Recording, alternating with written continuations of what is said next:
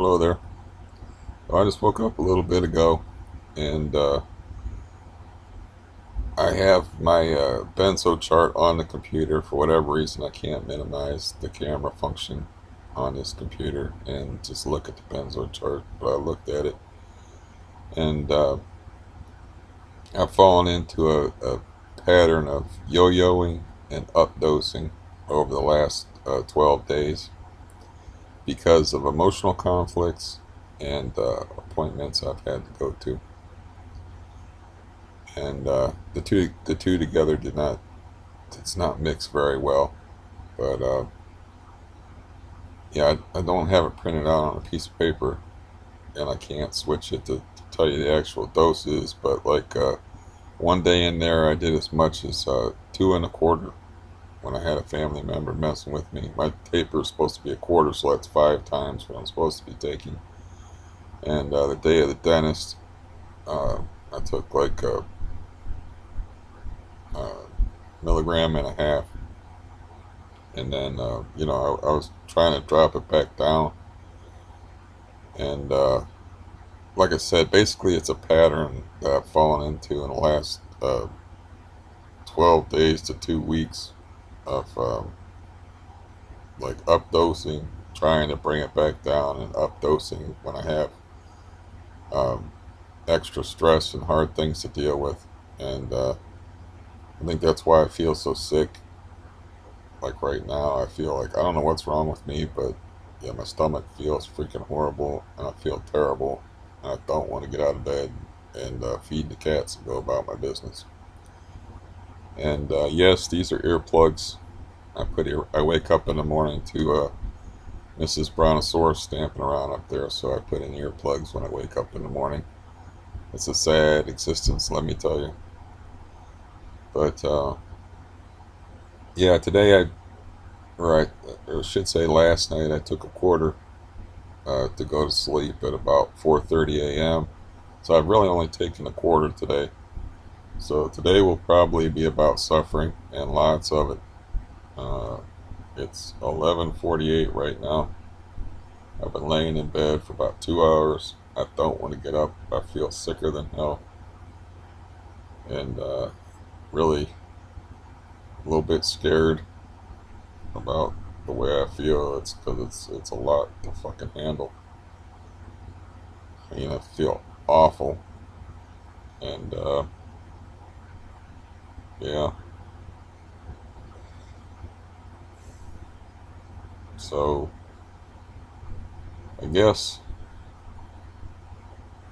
with Xanax, it takes about 2 weeks for some people to become physically dependent on it. It happens really fast. The drug is really only indicated for 2 to 4 weeks, and no physician should ever prescribe it for any longer than that. Though of course, we both know that they prescribe it sometimes for 2 to 4 years instead of 2 to 4 weeks, or 10 years, or 20 years. With me, it's been about uh, I don't know, 2 years, 2 to 3 years.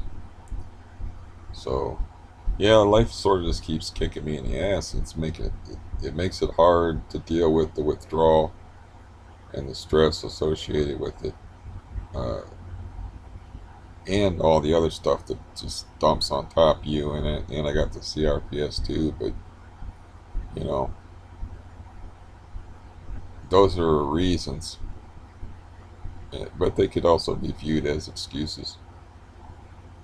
But yeah, as sick as I am right now and how I feel right now, it's like, okay, it can't be a coincidence. I mean, I did have some other things going on physically, but yeah, because like I said, I got a lot of suffering ahead of me. It looks like it's like I don't know.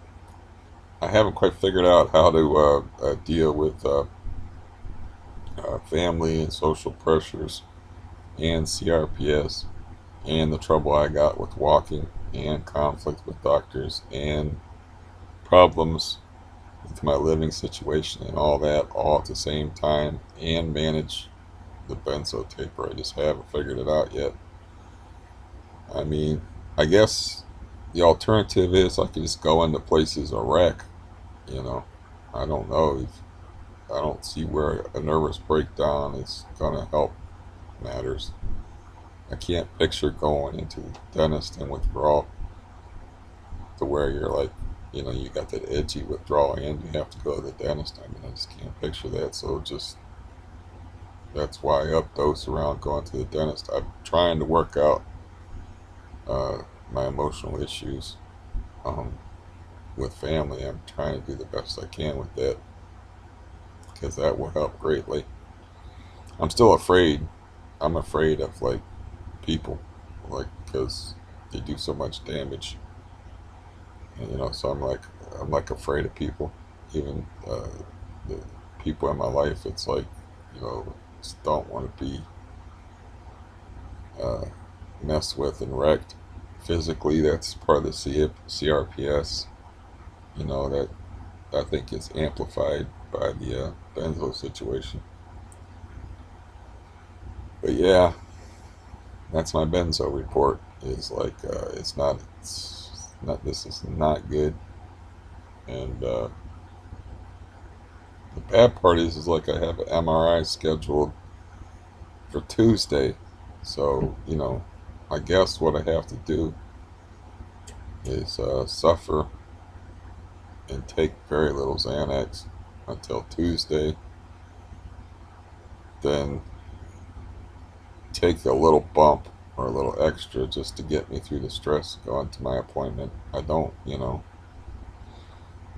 have a lot of emotional support, which I think is important when you're going through something like this. Where I could have somebody there to reassure me and hold my hand and be like, it's going to be all right, to calm me down. Instead, I got to ride with strangers and do it all myself. And, you know, it's a hard thing to do by yourself, but then if the people in your life uh, mess with you emotionally and dump burdens on you and stuff, that's not good either. I'd rather do it by myself. But I don't know. Um, I guess that's what I gotta do is suffer until I can't take it anymore. And really quit that yo-yo and shit, and quit taking so much to get me through stressful and hard, for me anyway, hard appointments. And I'm trying to get the family thing sorted out where everybody's like on the same page with. I did some emotional work yesterday with that, trying to get it to where like I got like some kind of safe harbor where I don't have to worry about people fucking with my mental health while I'm going through this. Damn it, this is not. Yeah, it. I wake up, I don't even want to get out of bed. You know, I wasn't doing that bad that long ago though. I have to think of that too. Look on the bright side that way. I suppose I should take these earplugs out. I don't even know what my. I know my voice sounds horrible, and I know there's a fan in the background. Help block out the noise from up there, which was especially bad yesterday. But anyways, there's no reason to make this long. That's report. Is my report is I done fucked up, and I mean I had help. I always have seemed to have help, but yeah, this is. I I did this before, like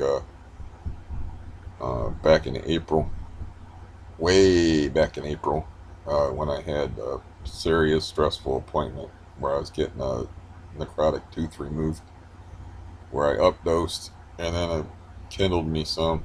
I don't know if this is kindling or this is just me being sick from something else. I could be sick from something else, or I could be sick from the uh, just from the Xanax. So I have to get a hold of that and do something about that because I can't feel this way. I still got that situation with the loved one, and all reports on that are bad. You know, you start hearing that expression for the best, you know. I'm not going to talk about that. And yeah, go there. Um, there's a lot of stuff. This makes this the stuff that's happened in the last months here. It makes me pine for the days where all I had to worry about was not being able to walk and having a swollen up leg. And I don't know if any of y'all have followed me that long, but I have a swollen up leg there and was taking steroids and getting steroid shots in the knee. That shit was a party compared to what's going on now in my life. And I was doing pretty good even through all that, as far as keeping the Xanax intake down and my taper and stuff. And I don't have any Valium now to help out, which is unfortunate. So, anyways, that's 10 minutes. That's long enough. I mean, I'm just gonna be procrastinating, getting out of bed, feeding the cats, which should have been fed a couple hours ago, and start on my miserable day and go on my miserable way. And just remember, I just have to remember that 2 weeks ago I wasn't doing that bad. I just had, a bad 2 weeks. And I got careless, and you can't get careless when you're going through your withdrawal, and you can't get careless with your taper.